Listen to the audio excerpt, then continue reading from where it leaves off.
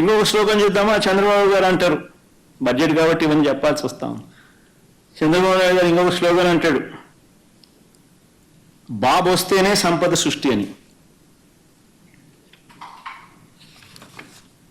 ఆశ్చర్యం నిజంగా చెప్పాలని అంటే, బాబు వస్తేనే సంపద సృష్టి అని చెప్పి ఒక్కసారి ఇది గమనిద్దాం. చంద్రబాబు నాయుడు గారు వచ్చిన తర్వాత ఈ 6 నెలలుగా రాష్ట్రానికి సంబంధించిన స్టేట్స్ ఓన్ రెవెన్యూస్ ఎస్ఓఆర్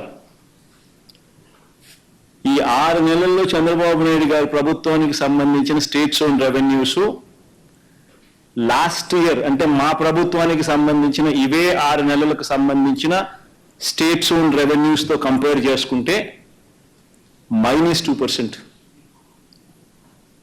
మా హయాంలో 42,436 కోట్ల రూపాయలు జిఎస్టీ ద్వారా అయితేనేమి, స్టాంప్స్ అండ్ రిజిస్ట్రేషన్ ద్వారా అయితేనేమి, సేల్స్ ట్యాక్స్ ద్వారా అయితేనేమి, స్టేట్ ఎక్సైజ్ డ్యూటీ అయితేనేమి, అదర్ ట్యాక్సెస్ అయితేనేమి, ఈ ట్యాక్స్ రెవెన్యూస్ అయితేనేమి, నాన్ ట్యాక్స్ రెవెన్యూస్ అయితేనేమి, ఈ మైనింగ్ ఇటువంటి నాన్ అయితేనేమి, వీటి అన్నిటి ద్వారా ఎస్ఓఆర్ అంటే స్టేట్స్ ఓన్ రెవెన్యూస్ అంటారు. ఏప్రిల్ నుంచి సెప్టెంబర్ దాకా చూస్తే చంద్రబాబు నాయుడు గారు ఈ 6 నెలల కాలంలో 41,570 కోట్ల రూపాయలు వస్తే, మొదటి 6 నెలల్లో మా హయాంలో 42,436 కోట్లు మా హయాంలో రిజిస్టర్ అయింది. అంటే రాష్ట్ర ఆదాయాలు పెరగాల్సింది పోయి తగ్గిన పరిస్థితులు. ఎందుకు? రావడం దోచేయడమే, రావడం దోచేయడమే. ఇసుక స్టాక్ యార్డ్లలో కనపడితే ఇసుక కనపడదు. ఎవడన్నా వ్యాపారం చేయాలని అనుకుంటే ఫస్ట్ ఆపేస్తారు. ఏ నియోజకవర్గమైనా చూసుకోండి, అందులో ఏ మైన్ చేయాలన్నా చూసుకోండి, అందులో ఏ ఫ్యాక్టరీ ఉన్నా తీసుకోండి, ఎక్కడైనా కూడా వీళ్ళకు డబ్బులు కట్టాల్సిందే, ఎమ్మెల్యేలతో రాజీ పడాల్సిందే, ఎమ్మెల్యేలకు అంత ఇంత ఇచ్చుకుంటే తప్ప నుంచి పనులు స్టార్ట్ అవ్వవు. ఎక్కడైనా తీసుకోండి, ఏ నియోజకవర్గమైనా తీసుకోండి, ప్యాకేట క్లబ్బులు గవర్నమెంట్కి వచ్చే ఆదాయం కాదు, అది వీళ్ళ లీడర్లకు వచ్చే ఆదాయం. చంద్రబాబుకింత, లోకేష్కింత, ఎమ్మెల్యేలకింత.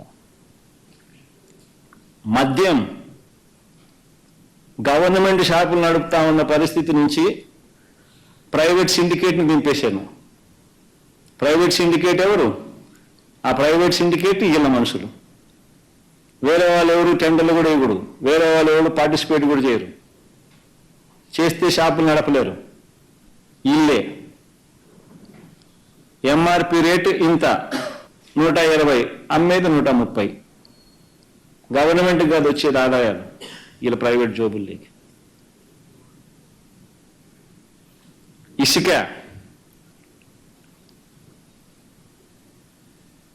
గవర్నమెంట్ సంవత్సరానికి 750 కోట్లు గవర్నమెంట్కి రాయల్టీ వచ్చేది, టన్నుకు 370 చొప్పున. ఇప్పుడు గతంలో మా ప్రభుత్వ హయాంలో కన్నా ఇసుక రేట్లు డబుల్, ఇసుక రేట్లు అంతకన్నా ఎక్కువ. కానీ ప్రభుత్వానికి మాత్రం రూపాయి రావడంలో ఆదాయం. డబ్బంతా ఎవరు జోబీ లేకపోతా ఉన్నా. చంద్రబాబుకింత, ఆయన కొడుక్కింత, ఆయన దత్తపుత్రుడికింత,